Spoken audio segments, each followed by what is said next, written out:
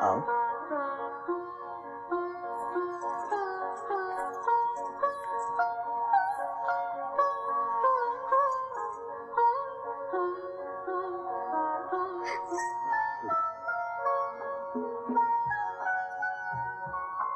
आज हमारी पहली रात है दिव्या, वो रात जिसमें जवानियां उमंगों की बुलंदी की तरफ पहला कदम बढ़ाती है, वो रात जिसकी गहराई में डूबकर दो जिस्म एक हो जाते हैं।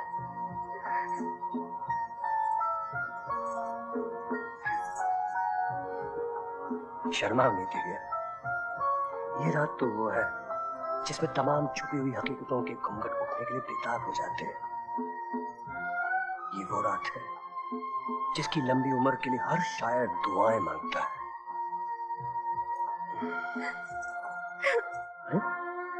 क्या हुआ?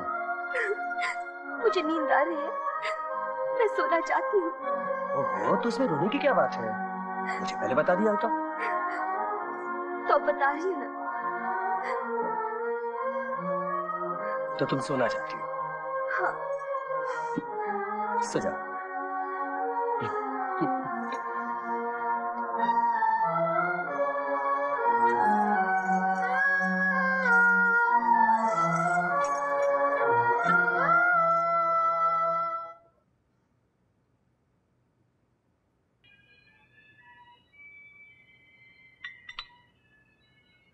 मैं आपसे कुछ पूछना चाहती हूँ। पूछो। जब आप मुझे देखने आए थे तो मैंने अपनी सारी बुराइयां आपको बता दी थी, फिर भी आपने मुझे क्यों चाहा? इसलिए कि तुम मुझे अच्छी लगी। दिव्या, सिर्फ मेरे भैया और भाभी की जिद मुझे तुम्हारे घर खींच लाई। तुमसे मिलने से पहले मैंने सोच लिया था कि मैं तुम्हें देखकर कहूंगा मुझे ये शादी मंजूर नहीं, मुझे माफ कर दीजिए। यही बात कहने के लिए मैं तुम्हारे घर इंतजार करता रहा। फिर तुम आई, तुम्हें देखा, और जो बात मैं कहना चाहता था तुम्हारी जबान से निकल गई। और वही अदा मेरे मन को ऐसी भाई जिसे मैं अल्फाज में बयान नहीं कर सकता। मेरा इनकार इकरार में बदल गया और हमारी शादी हो गई। दिव्या, तुम इस शादी से खुश तो हो ना? नहीं।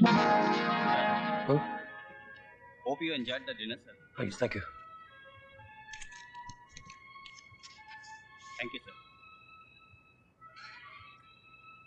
दिव्या, जानती हो बच्चा जब पैदा होता है तो वो रोता क्यों है? इसलिए नहीं कि वो दुनिया में आना नहीं चाहता, बल्कि इसलिए कि उसके लिए सब कुछ नया होता है। नए चेहरे, नई आवाजें, नए लोग जिनसे वो आशना नहीं होता। बिल्कुल वही हालत है तुम्हारी। नया माहौल, नए लोग और एक नया आदमी, यानी कि मैं तुम्हारी उलझन को समझता हूं दिव्या। जब तक तुम इस माहौल से वाकिफ ना हो जाओ, मैं तुम्हारा इंतजार करने को तैयार हूं। Kitty kitty, इलोना kitty. ओहो किटी, किटी कहाँ चली गई?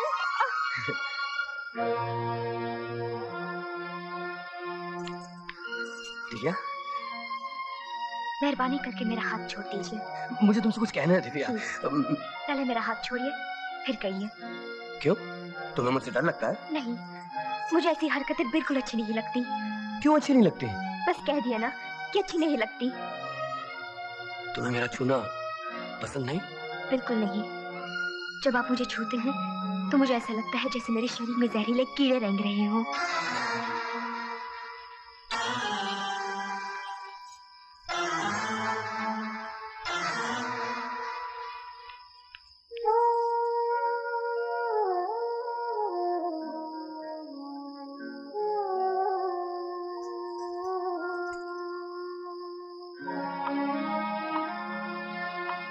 ये क्या है?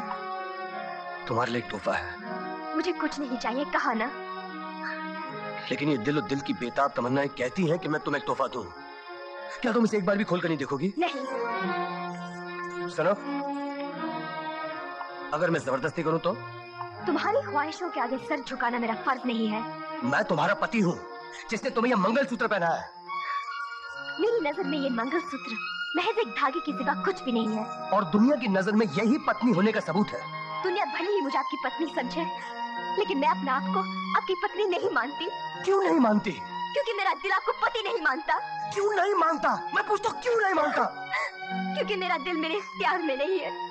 मेरा दिल मेरे इख्तियार में नहीं है। मेरा दिल मेरे इख्तियार में नहीं है।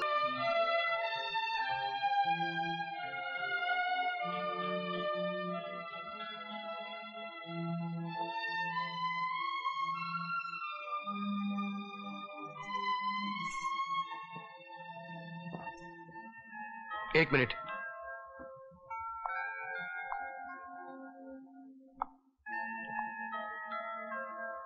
इसे खोलकर नहीं देखोगी? इतना कहने के बावजूद आप अपनी जिद नहीं छोड़ेंगे ना? ठीक है, मुझे देखना पड़ेगा, यही चाहते ना आप?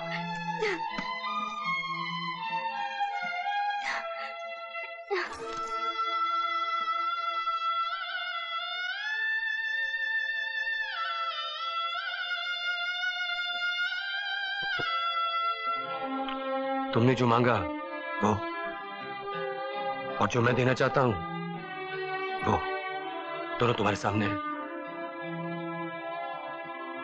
कल जब तुमने तलाक मांगी तो मैं समझ नहीं पाया कि तुम सच कह रही हो या मजाक कर रही हो, लेकिन आज तुम्हारी कहानी सुनने के बाद मैंने महसूस किया कि तुम्हारा तलाक मांगना सही है। तुम्हारा कल मेरे लिए कोई मायने नहीं रखता। मैंने हमेशा तुम्हारे आज के बारे में सोचा है और सोचता ही रहूंगा। अगर इस शादी की तुम्हारी निगाहों में जरा सी भी इज्जत है तो मेरे तोहफे को अपना लो, और अगर तुम्हें ये शादी मंजूर नहीं, तुम अकेले ही जीना चाहती हो, तो ये तलाक के कागजात हैं, इन पर दस्तखत कर दो। तुम्हारा जो भी फैसला होगा उसे मैं दिल से कबूल कर लूंगा।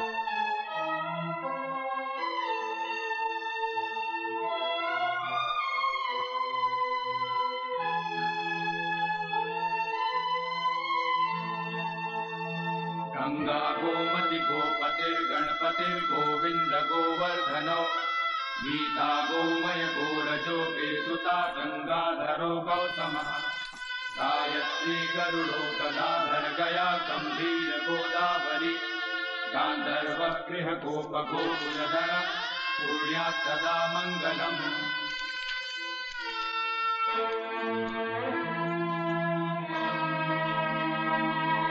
तलाक की अर्जी आप दोनों में से कौन देना चाहता है? हम दोनों। क्या आप दोनों अलग हो गए?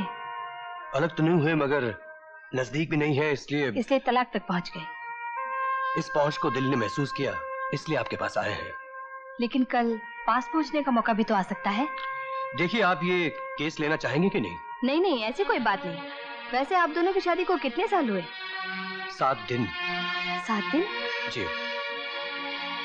सिर्फ 7 दिन के अंदर आपने तलाक लेने का फैसला कर लिया? जब तलाक लेने का फैसला कर ही लिया है तो 7 दिन हो या 7 साल हो, क्या फर्क पड़ता है? फर्क आपको नहीं, कानून को पड़ता है। अगर आप दोनों अदालत में आज अर्जी दें तो भी इसके बावजूद आप दोनों को 1 साल तक एक साथ रहना पड़ेगा। देखिए, इस शादी की इज्जत आपकी नजरों में ना हो, पर कानून की नजर में है। 1 साल में आपका दिल बदल सकता है, इसीलिए ऐसे केसेस में कानून 1 साल का वक्त देता है। यानी अगर आज आप अर्जी दें तो अदालत ये तलाक 1 साल बाद मंजूर करेगी। तब तक आपको इंतजार करना पड़ेगा। क्या उसके बाद भी आप तलाक की अर्जी देना पसंद करेंगे? जी हाँ, हमने तलाक लेने का फैसला कर लिया है। ये 1 साल हमारे दिलों को नहीं बदल सकता, इसलिए मेहरबानी करके ये एप्लीकेशन अदालत में दाखिल करवा दीजिए। अच्छा, थैंक यू। क्या मैं इनसे अकेले में कुछ बात कर सकती हूँ? ये sure. Thank you. Thank you. देखो, एज एन एडवोकेट मैं तुम्हें तलाक दिला सकती हूँ, मगर एक औरत होने के नाते मेरे दिल को ये गवारा नहीं। आज के माहौल में एक पत्नी का पति के बिना जीना बहुत मुश्किल है बेटी। ये मेरा जाती तजुर्बा है, और जिन हालात से मैं गुजरी हूं ना, मैं नहीं चाहती कि उन हालात का तुम्हें सामना करना पड़े। बेटी, मेरी एक नसीहत याद रखना। सिंदूर की लाली जब किसी सुहागन की मांग में पड़ती है ना, तो वो भगवान का आशीर्वाद नजर आती है, और वही लाली पति के बिना किसी देवता का श्राप बन जाती है। आगे तुम्हारी मर्जी। Yes sir. मेरे लिए कॉफी। जी। कॉफी लाओ। Yes sir. जल्दी। Yes sir.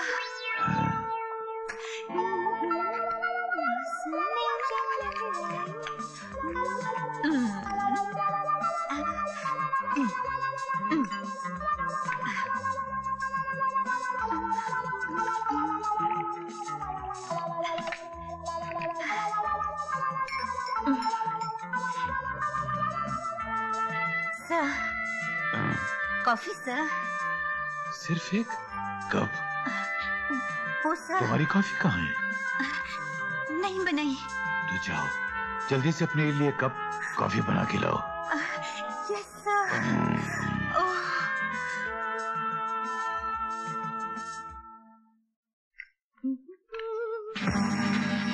My god, poison. अरे बॉस, क्या हो गया बॉस को? बॉस मर गया, अच्छा हो गया, मर गया। फोन, हेलो,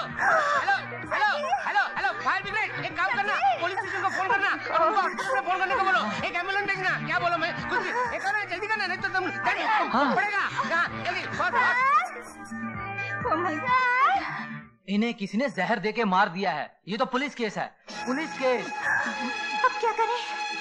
जल्दी बोलो ना, मेरी समझ में तो कुछ नहीं आता है।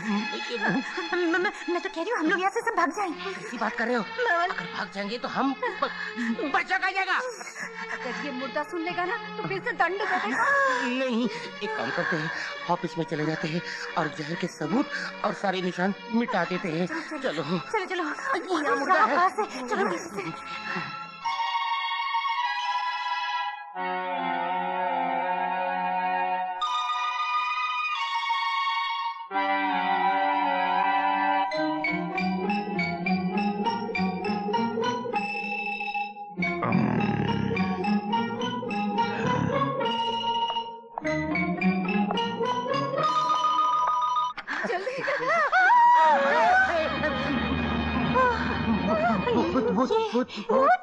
मैं बिल्कुल ठीक हूँ। डॉक्टर का कहना है कि कुर्सी से गिर जाने के बाद सर में चोट लगी थी, इसलिए मैं बेहोश हो गया था। चलो अच्छा हुआ, अच्छा हुआ, अच्छा। मगर लेकिन क्या? मगर भी मेरी कॉफी में ये झिंगुर मारने वाला जहर पाया गया। कंपनी वाले का मुझे मिस्टेक है। किसने झिंगुर समझा था? No sir, no. नहीं, इससे साफ जाहिर है कि मुझे जान से मारने की कोशिश की गई।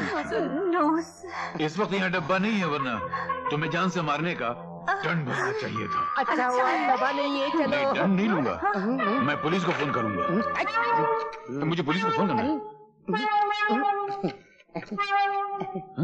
फोन किधर गया? हेलो, एंगेज लग रहा है। मैं फिर से ट्राई करता हूँ। क्या मतलब? फोन नहीं करना। हाँ, अब जो हम सोच रहे हो तुम कभी नहीं समझ सकोगे। तुम जो सोच रहे हो मुझे दिखाई दे रहा है, मगर जो दिखाई रहा है वो करना मत, वरना बहुत बुरा होगा। बुरा तो अब तुम्हारे साथ होगा, और ये ख्वाब नहीं हकीकत है। बच्ची हंस गया, लटका दो।